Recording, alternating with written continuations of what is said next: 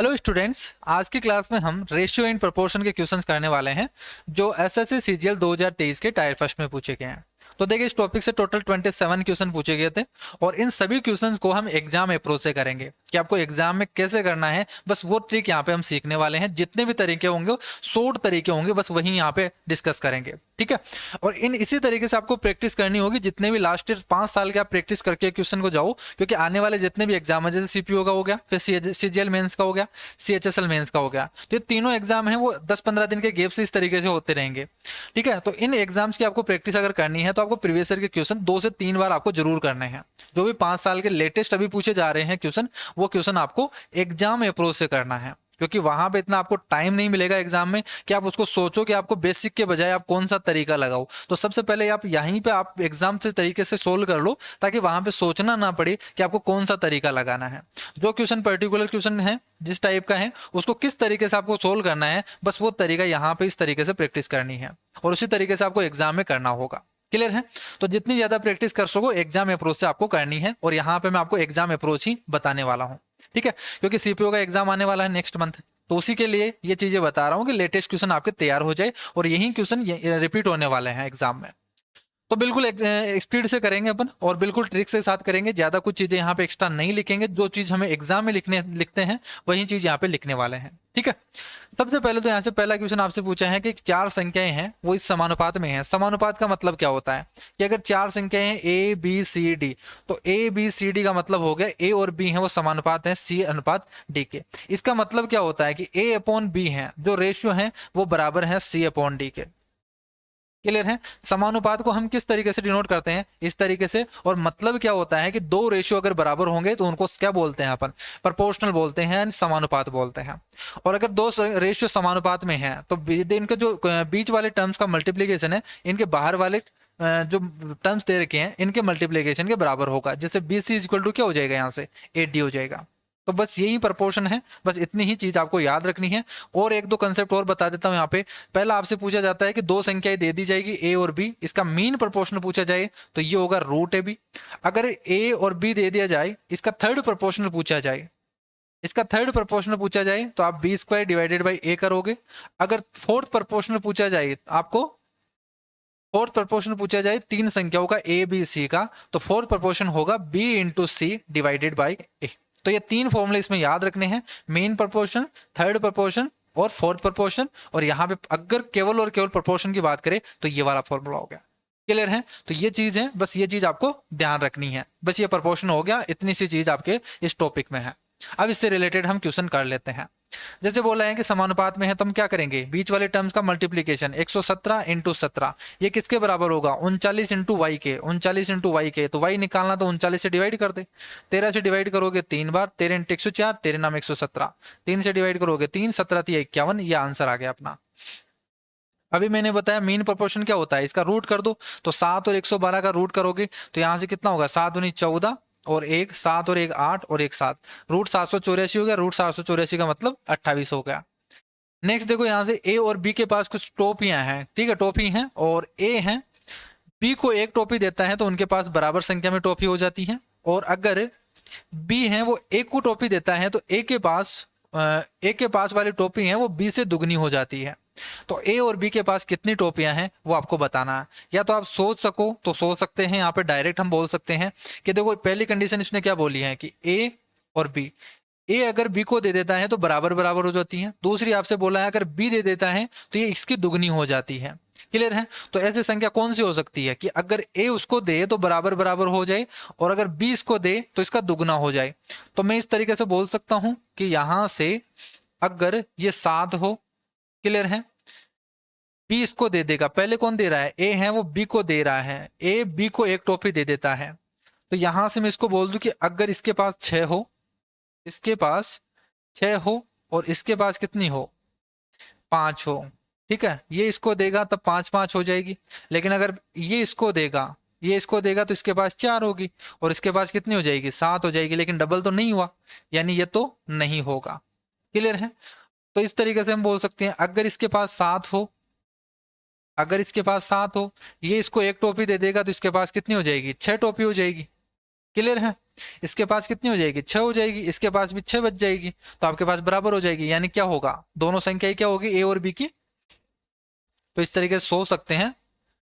तो यहां से क्या हो जाएगा, देखो ए और बी हैं, यानी ए के पास 7 हैं तो बी के पास कितनी होगी, यहां से आपके पास कितनी हो जाएगी, अभी हमने कितना किया था, देखो 6 है तो ये 5 हो जाएगी। यानी ए है वो बी को दे देगा तो 6 हो जाएगी। अगर बी ए को देगा तो इसके पास 8 बन जाएगी, इसके पास 4 बन जाएगी। अगर बी इसको देगा तो कितनी बन जाएगी, 4 बन जाएगी, इसके पास 4 होगी।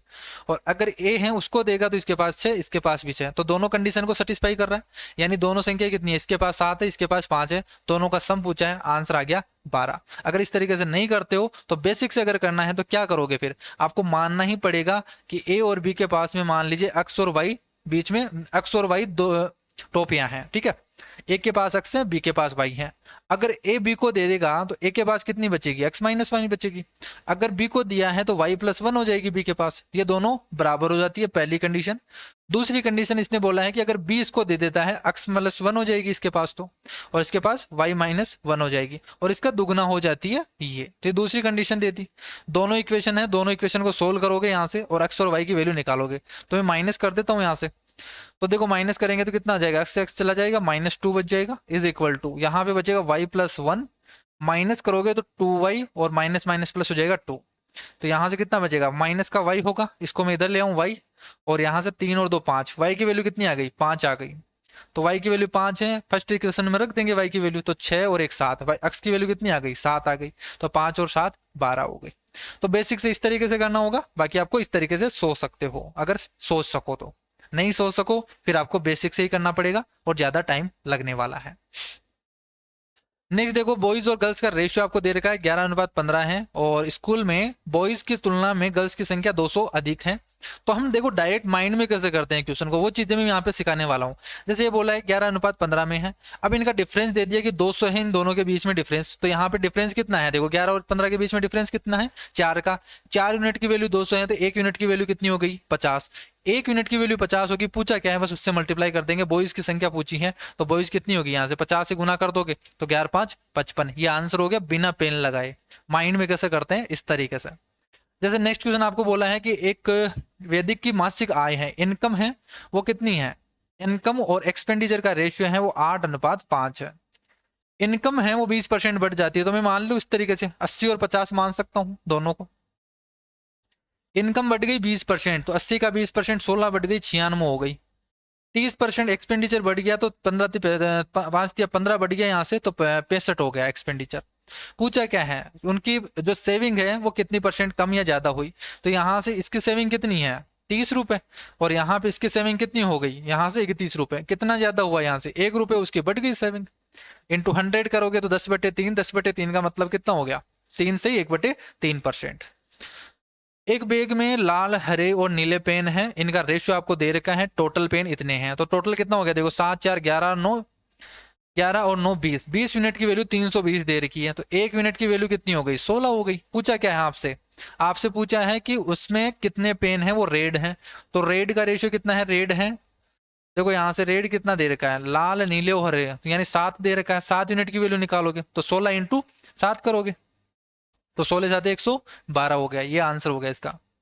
एक थैले में 2:3:5 के अनुपात में इतने पैसे हैं। तो देखो 2:3:5 इतने अनुपात में है, पैसे हैं कितने हैं, 50 पैसे, 25 पैसे और 20 पैसे, ये इतने हैं।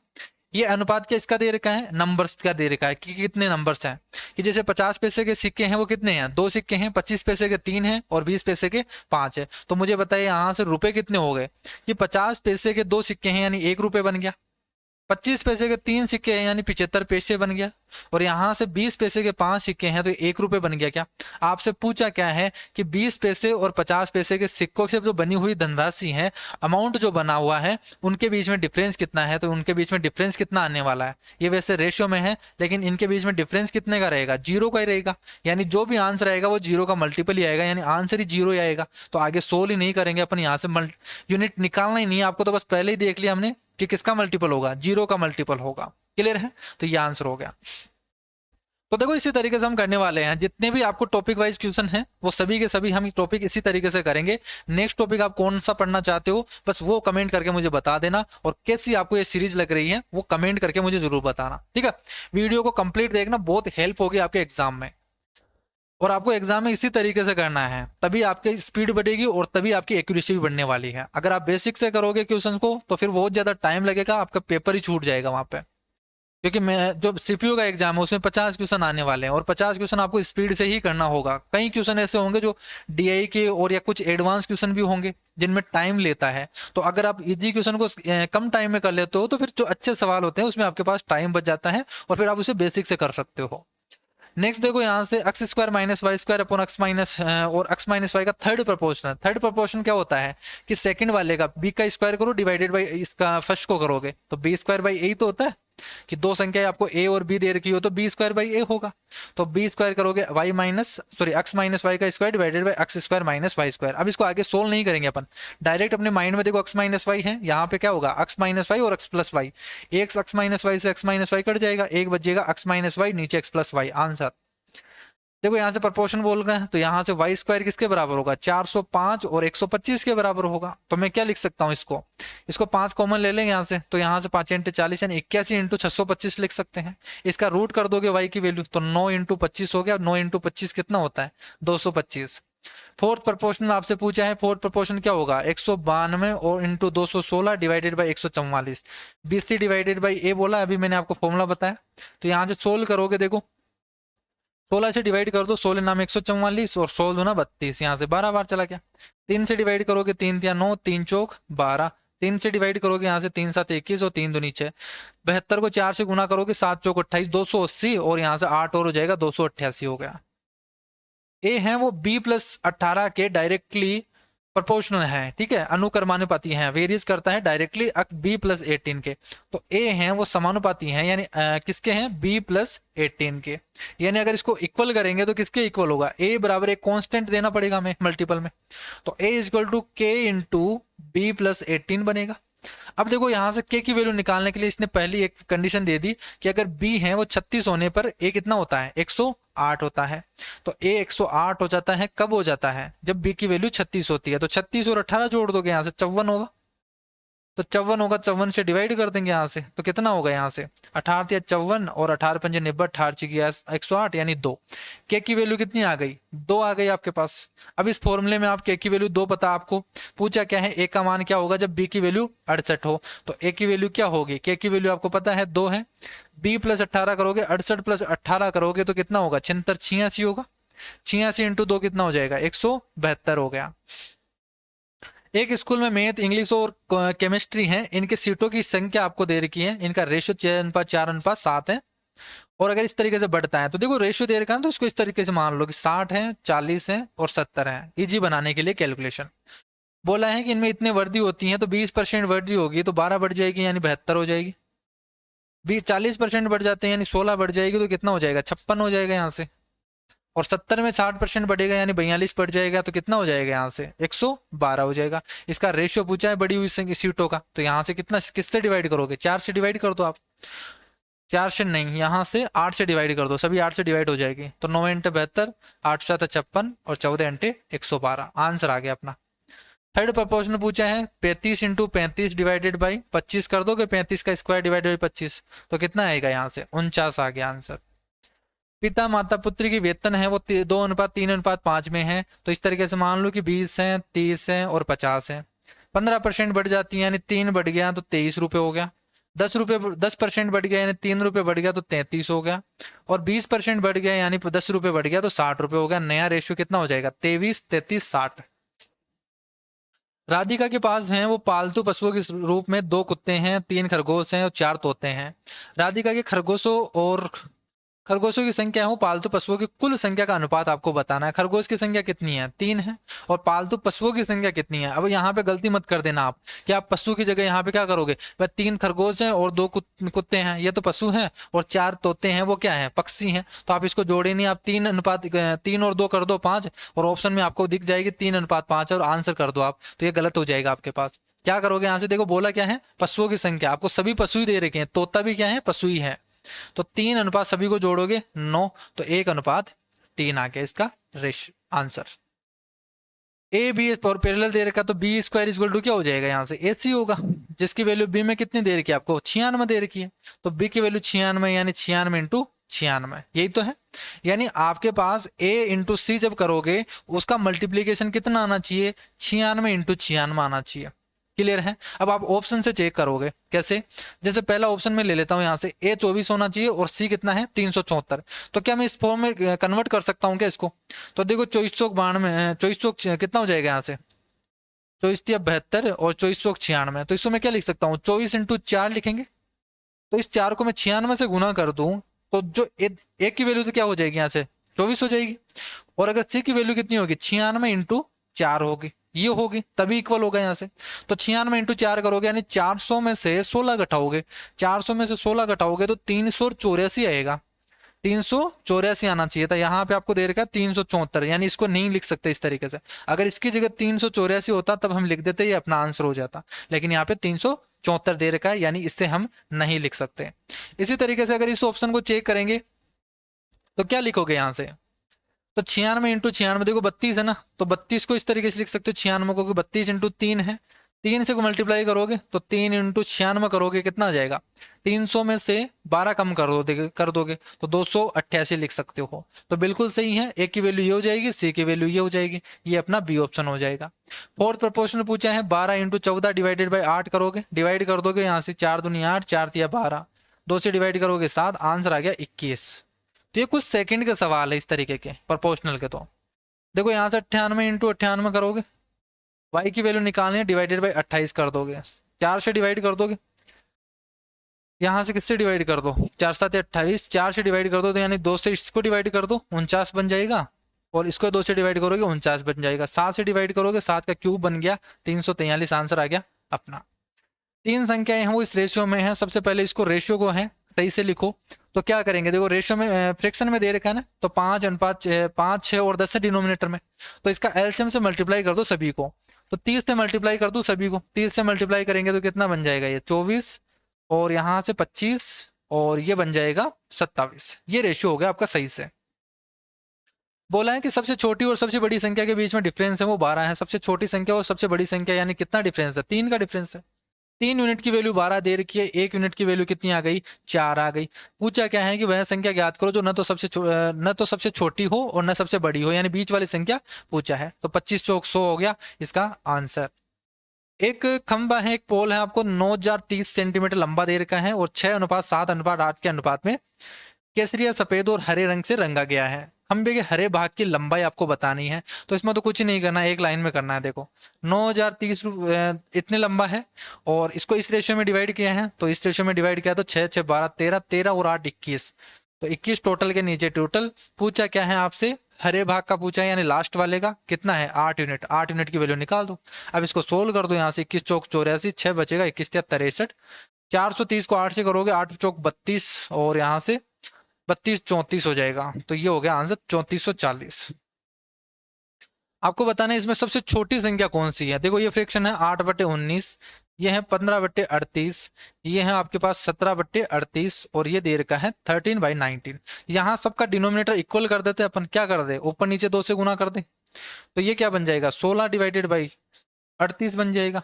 ये तो 38 है, ये भी 38 है, और इसको क्या कर दूं, इसको कन्वर्ट करके मैं 13 दूना 26, 2 से ऊपर नीचे गुना कर देंगे तो ये बन जाएगा। अब देखो डिनोमिनेटर सब में सेम है, डिनोमिनेटर को काट दो, ऊपर केवल ऊपर वाले न्यूमरेटर से आप देख लो यहाँ से कौन सी बड़ी है कौन सी छोटी है। सबसे छोटी संख्या पूछी है, तो सबसे छोटी संख्या कौन सी होगी, यहाँ से सबसे छोटी संख्या कौन सी है 15 ही है, तो यहाँ से ये आंसर हो जाएगा। ठीक है, ये तो 26 है ना, यहाँ पे ये 26 है, ये 17 है, ये 15 है और 16, इनमें देखोगे आप।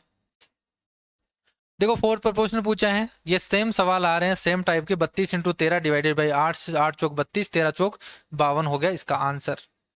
एक स्कूल में बॉयज और गर्ल्स का रेशियो आपको दे रखा है 7:10 है और बॉयज की संख्या है, देखो 7 यूनिट की वैल्यू आपको दे रखी है, तो 7 से डिवाइड कर दोगे कितना आ जाएगा, यहाँ से 3 7 7 पंजे 35, 35 और 4 7 7 49, 1 यूनिट की वैल्यू हो गई 157। पूछा क्या है आपसे, गर्ल्स की संख्या पूछी है, गर्ल्स का कितना है 10 यूनिट है, तो 10 यूनिट की वैल्यू कितनी हो जाएगी 1570 हो जाएगी। वह सबसे छोटी धनात्मक संख्या बताओ जो 2 और 3 में से घटाए जाने पर तृतीय अनुपात उसका थर्ड प्रोपोर्शन है वो 4 होना चाहिए। अब इसको कभी भी बेसिक से करने की गलती मत कर देना, इस टाइप के सवालों को आपको ऑप्शन से ही करना है, क्योंकि अगर आप बेसिक से करोगे तो दोनों से, देखो यहाँ पे डिफरेंस बता देता हूँ। बेसिक से अगर आप क्वेश्चन को करोगे, कैसे करोगे कि उसमें से बोला है कि कौन सी संख्या, छोटी से छोटी संख्या में मान लेता हूँ अक्स घटाया जाए कि 2 माइनस एक्स होगा और ये 3 माइनस एक्स हो जाएगी।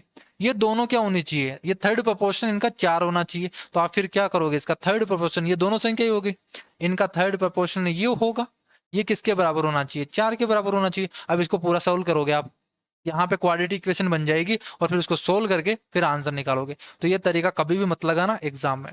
इसकी जगह आप ऑप्शन मेथड लगाना, क्या करोगे, बोला है ना इसने कौन सी संख्या घटाई जाए, ये ऑप्शन तो दे रखे हैं कि कौन सी संख्या घटाई जाए। तो पहला ऑप्शन ले लेते हैं अपन 1, तो 1 घटाया जाए तो संख्या क्या हो जाएगी, 1 हो जाएगी और 2 हो जाएगी। इसका थर्ड प्रोपोर्शनल चेक कर लो, क्या हो जाएगा, 2 का स्क्वायर करोगे 4 डिवाइडेड बाई 1 यानी 4 होगा। तो ये सही बोला है कि 4 है, ये हो गया।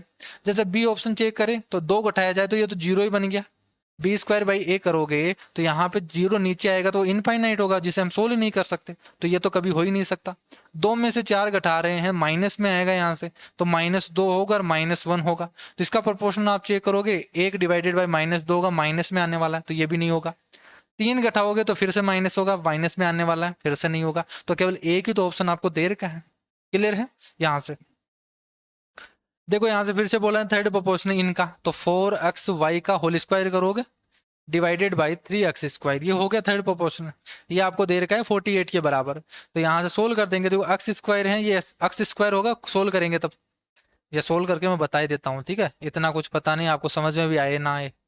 16x square Y square divided by 3x square होगा, x स्क्वायर से x स्क्वायर चला गया, 16 से डिवाइड करोगे तो 16 दूना 32, 16 × 48, 3 है वो उधर चला जाएगा तो ये 9 बन गया।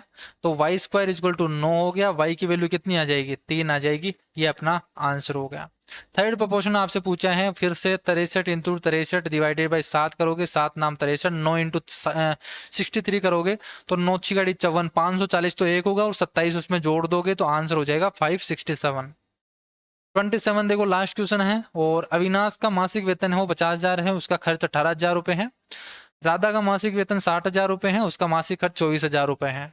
राधा की जो बचत है वो अविनाश की बचत से कितना उसका अनुपात है, तो राधा की बचत तो कितनी है, 60,000 में से 24,000 घटाओगे आप तो कितना आ जाएगा, यहाँ से 36,000 आ जाएगा।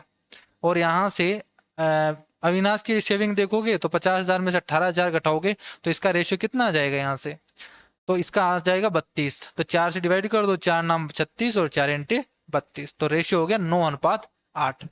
क्लियर है। तो ये 27 क्वेश्चन इसमें पूछे गए थे, बहुत ही इजी सवाल पूछे गए थे, और इसी तरीके से आपको एग्जाम में करने हैं और इसी तरीके से आपको प्रैक्टिस करनी है। अगर आपने एक बार सिलेबस कंप्लीट कर लिया है तो आपको इसी तरीके से प्रैक्टिस करनी होगी। जब भी आप इस टाइप के सवाल करो, इस टाइप से आपको प्रैक्टिस करेंगे तभी आपको एग्जाम में कम टाइम में सोल्व कर पाओगे।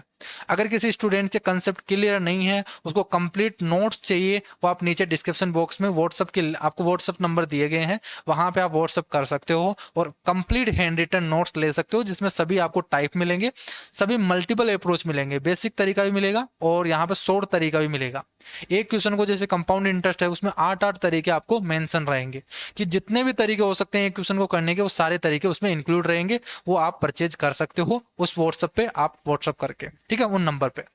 बाकी टेलीग्राम चैनल आप ज्वाइन कर लेना, इनकी पीडीएफ है वो आपको टेलीग्राम चैनल पे मिलती रहेगी। ठीक है, तो आज की क्लास में इतना ही, नेक्स्ट क्लास में मिलेंगे एक नए टॉपिक के साथ। तब तक के लिए bye bye, take care, thank you.